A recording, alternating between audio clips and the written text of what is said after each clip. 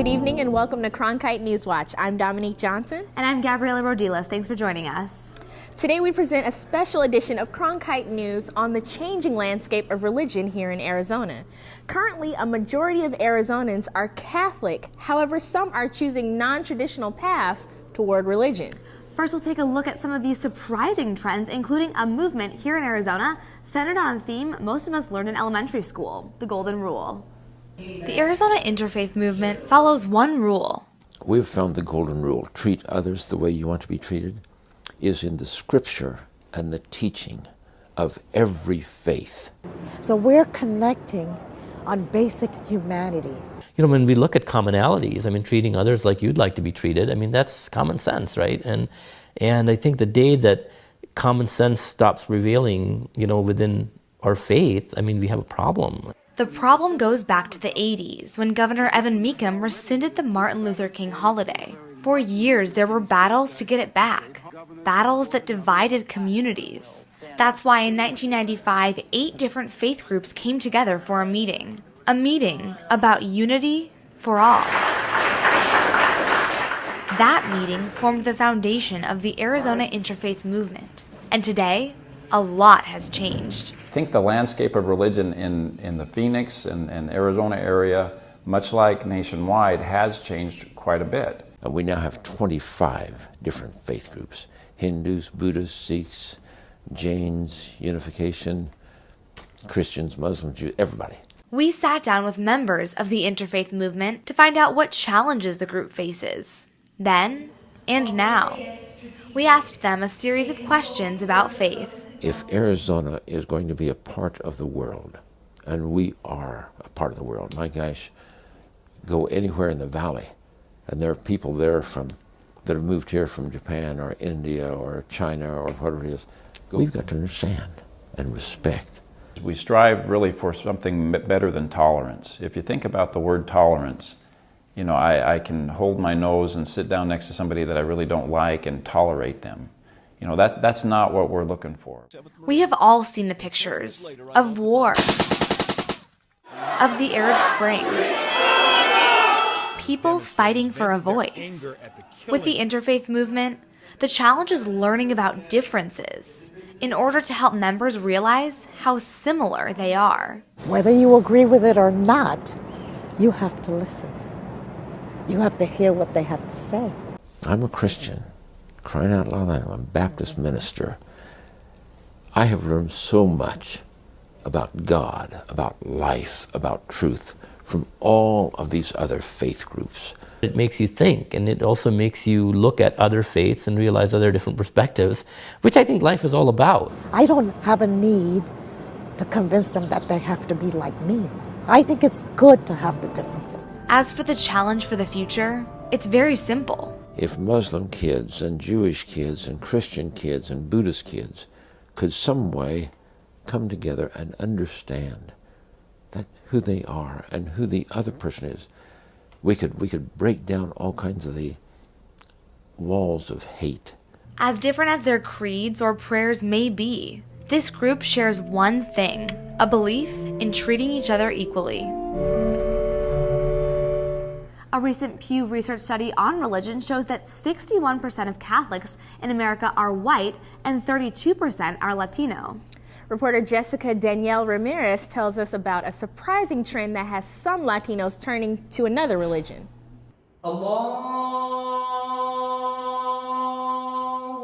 My family were confused as to why I would convert to Islam or why I would leave Catholicism behind. But while they might not understand his decision, Chris felt he found what he was looking for in a religion. Part of me was looking for answers, and the answers that I was looking for, I had questions, and I found those answers through Islam. Chris Cruz is one of the many Latinos in Arizona who are converting to Islam. It is a trend the Islamic community is seeing. According to a study by the Pew Forum on Religious and Public Life, 4% of American Muslims are Latino, and the Tempe Mosque is welcoming more each month. More than half of the converts who come to the Islamic Center in Tempe are Latino. It seems they are digging for their heritage with the Spanish language, full of Arabic vocabulary. You'll find many names among the Hispanic community very common names among Muslims and Arabs, like the name Omar, the name Jasmine. For Chris Cruz and many other converts, one of the draws to change religions and join the Muslim community has to do with what they consider an openness. We do not have the same view, but we have one community, we have one mosque that accommodates everybody. And though Cruz's lifestyle has changed, like 200,000 other Latinos nationwide who've made the conversion to the Muslim religion, he is at peace with who he calls the one who matters most. God is there with you all the time, and you have a direct connection with God as a Muslim. And the Muslim community is hoping that many more Latinos feel the same way and make their way to the mosque as well. In Tempe, Jessica Danielle Mears, Cronkite News. While some Arizonans are choosing to transition into new faiths, there are others who choose not to accept religion at all. Reporter Joe Bazzacchia addresses some common misconceptions about atheism and takes a look at what it means to really be a non-believer.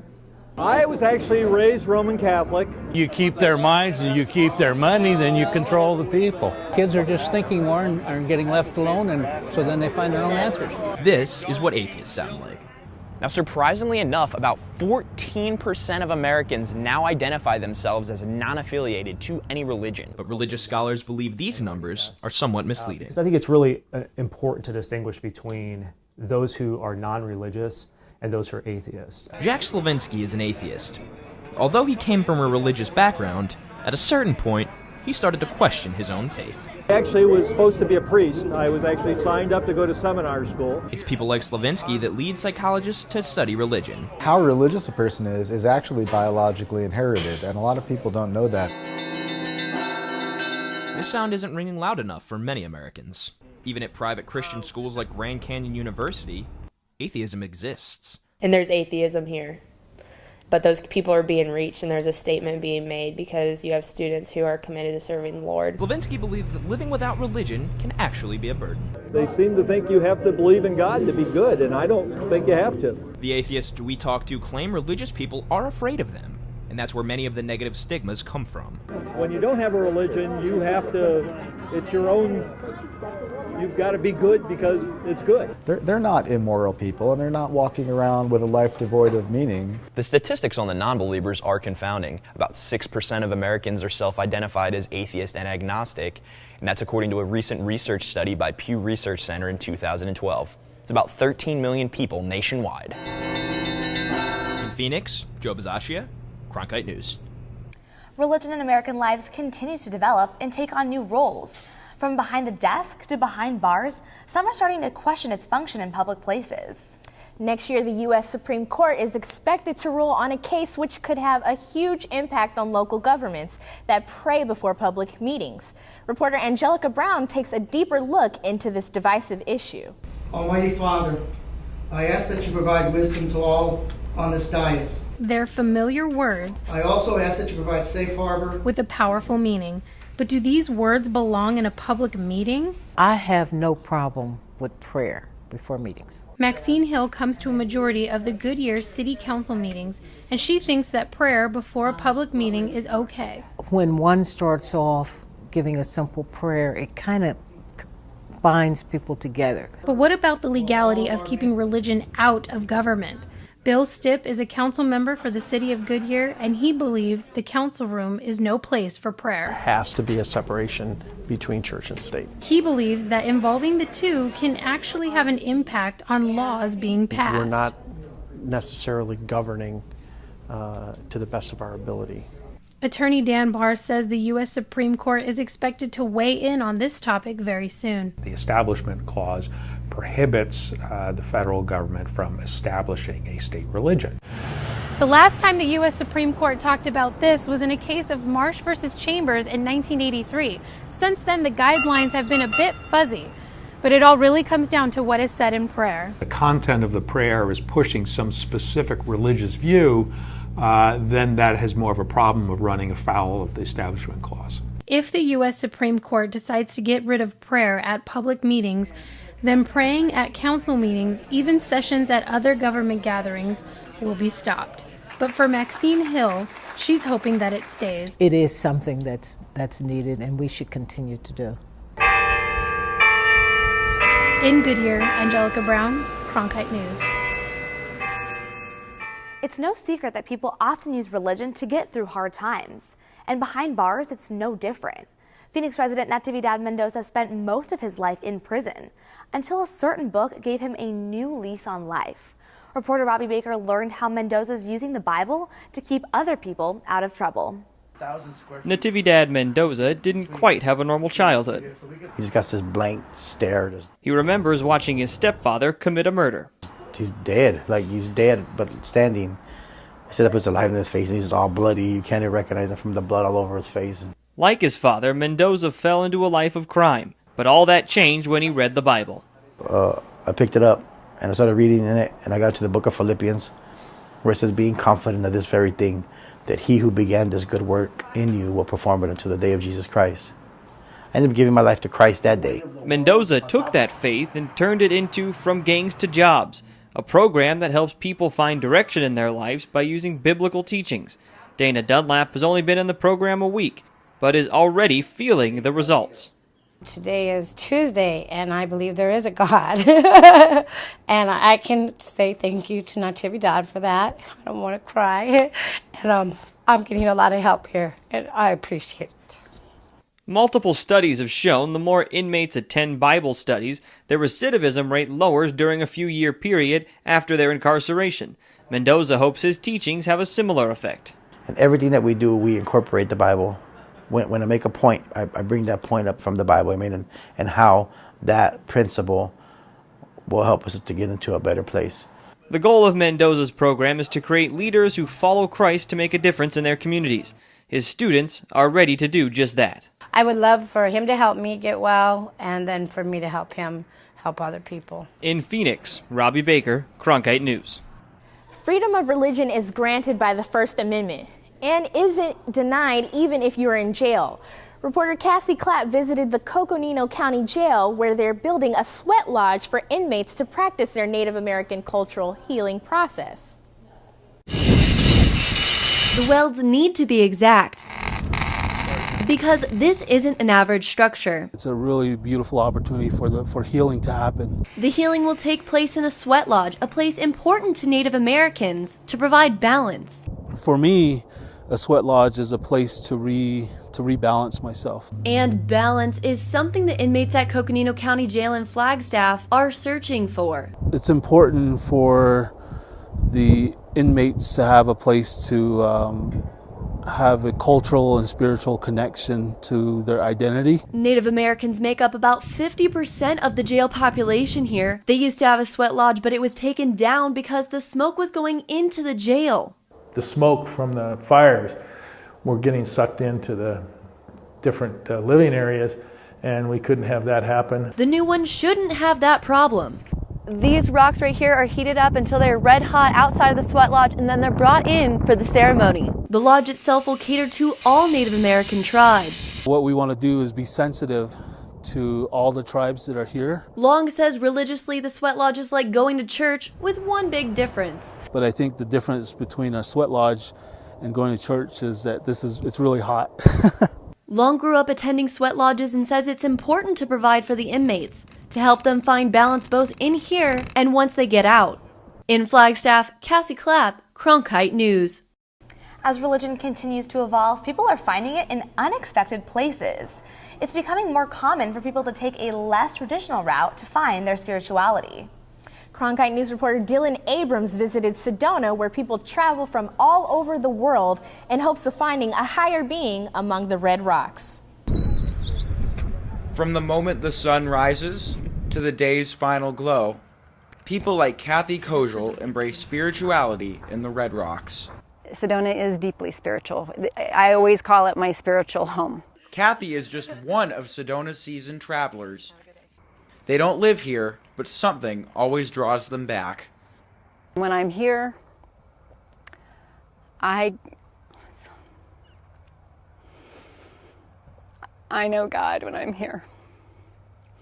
And that's why Sedona Chamber of Commerce estimates that tourists double the city's population every day. There are lots of reasons why people come to Sedona, and of course the number one reason is the natural beauty and the stunning scenery that surrounds us.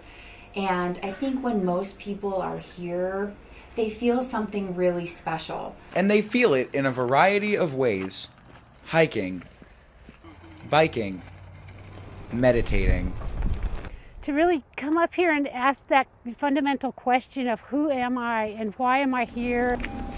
Sedona attracts people from all faiths, but those who travel here can agree on one thing. There is a vibration, there is an energy, there is a connection here with a higher power. A higher power that could bring the world a little more in focus. In Sedona, Dylan Abrams, Cronkite News. The hustle and bustle of the airport is a part of many people's lives. It's also the last place most people would expect to go to worship. Reporter Tara Molina shows us that in Sky Harbor International Airport, there's a place for travelers to find peace amid the madness. It's a relaxing place in an environment that many find stressful. But this little pocket of peace and quiet isn't the easiest place to find. The airport chapel is located right between where you grabbed a snack for the trip and hurried through the security line. For passengers at Sky Harbor Airport, it'd be easy to walk right by and not even see it. But about 500 people are coming into this chapel every month. And Phoenix Sky Harbor isn't the only airport with a place to pray before a flight. Over 160 airports worldwide have chapels. This one started in 1987, and Al Young has been the chaplain here for over 20 years. Chapel is here primarily as a place for people to come who want a quiet place where they may offer their own prayer. Airport chapels started out as places to provide spiritual care for flight crews far from their home base. Employees had a particular need.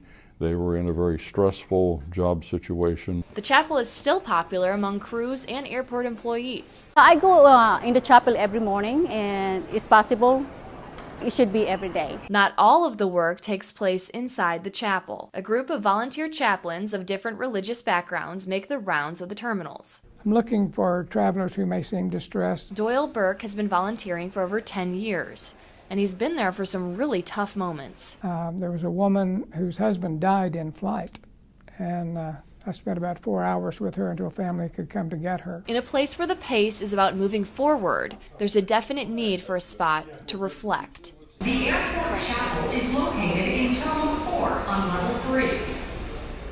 Some people spend their Sundays in church. Others can be found cheering on their favorite team on their day of rest. But there is often an intersection between sports and religion. A lot of times when we watch sporting events, we see religious symbols. Players pointing to the sky or saying prayers together.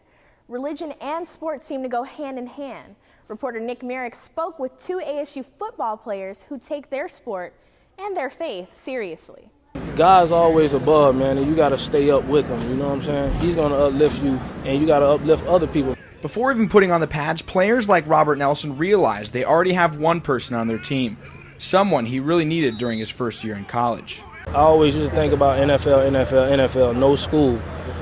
And I'm like, man, I got to get my education. I got to build a relationship with God. Nelson is typically known on the field for how many tackles or interceptions he gets. But he wants his teammates to remember him for something he does off the field. You know, every time I read, I screenshot and I send it to different guys on the team. I get positive responses back from people, you know, you motivating me, you know, you helping me. I needed that. Every Sunday after practice, Nelson and some of his teammates go to service together.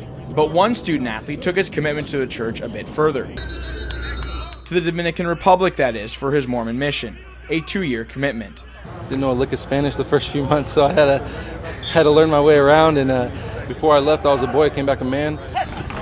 Even head coach Todd Graham encourages his team to have a double scoop of football with a side of faith. You know, for Graham, too, it's important. He always, harps on everybody. You know, you need to find a little bit of religion or faith in your life, and it's something that definitely grounds you and helps you stay focused in life, and then it translates onto the field in football. And for Robert and Gannon, their commitment to the team as well as to their religions, no matter how different, has had a huge impact on what they consider their success on the field as well as off. Without God, none of us would be here, man. That's how I feel about it. In Tempe, Nick Merrick, Cronkite Sports.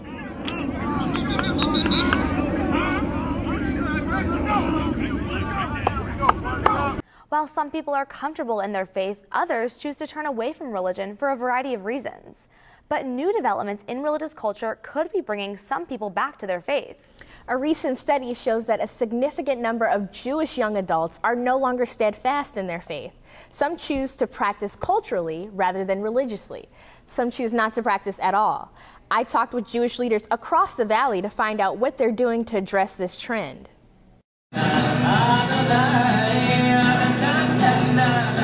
The members of Temple Solel represent a thriving Jewish community of families, young and old, married and single. But the thing that's missing, unmarried young adults between 18 to 30 in the congregation, are few and far between. Other than the high holidays, I don't really go to temple as much as I did when I was growing up. But for Jacob, going to temple less doesn't make him less Jewish. He still practices his traditions and acknowledges his ancestry, both playing a role in shaping his Jewish identity. But he sees room for more involvement in the future. When I'm older and I have a family, I want my kids to have bar and bat mitzvahs, and I do want to go to temple because, I grew up with that. So that's something that I want my kids to share.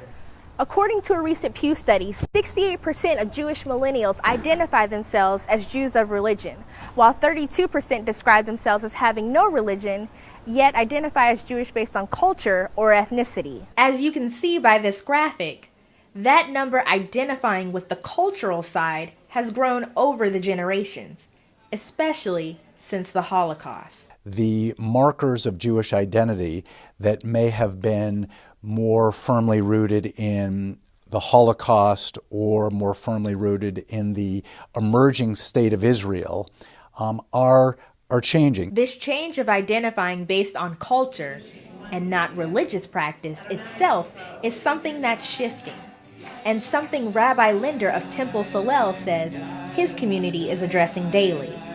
The challenge lies in making Judaism relevant to today's millennials. I think we can be much more creative in how we do that, understanding that there probably needs to be more that happens outside the walls of a synagogue than inside the walls of a synagogue. And creating those opportunities outside the synagogue is what Erin Searle of Young Jewish Phoenix dedicates her time to. We engage young adults and really get their feedback on what kind of programs they want to see. That's why we have a board of young people who work with me to make those programs happen. In addition to engagement, Rabbi Linder says Jewish leaders should see this as an opportunity to encourage young adults to connect with their faith at an earlier stage in life. I think an important reminder for us to look at those that feel, for whatever reason, either detached from Judaism or feeling like they need to wait for a certain point in their life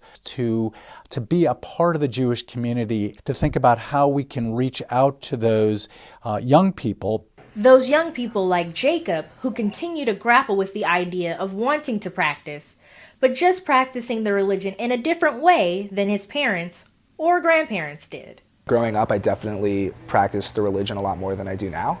And I feel like that's because of the way my parents brought me up. My mom was really into it, and we had Shabbat dinner every Friday night. And now, I do Shabbat dinners here at Hillel. The Catholic Church elected a new pope in March, and many churchgoers have praised Pope Francis' more human approach to the job. According to Pew Research, he is rated favorably by more than half of the general public. Some even support the Pope so strongly they are considering returning back to the church. Reporter Rachel Langang spoke with Arizona church officials and parishioners to see how they feel about the change of pace.